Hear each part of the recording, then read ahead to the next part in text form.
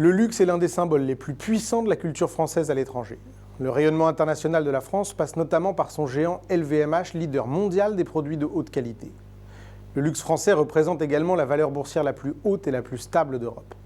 LVMH a franchi le seuil des 270 milliards de capitalisation boursière, devenant ainsi leader européen.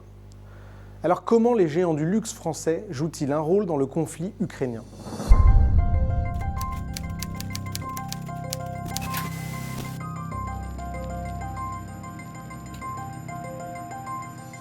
Après s'être illustrés pour leurs efforts de guerre pendant la pandémie en fabriquant des gels, des masques et en faisant des dons importants, rappelons que LVMH avait soutenu la Fédération des hôpitaux à hauteur de 20 millions d'euros, les entreprises françaises du luxe s'engagent à nouveau, mais cette fois-ci pour les réfugiés ukrainiens.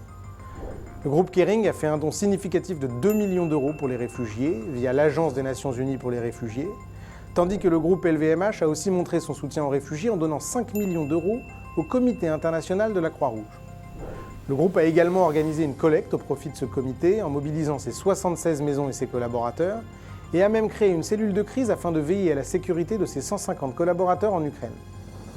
Mais le secteur est allé encore plus loin en décidant de suspendre l'activité de leurs boutiques sur le territoire russe compte tenu de la situation humaine et économique.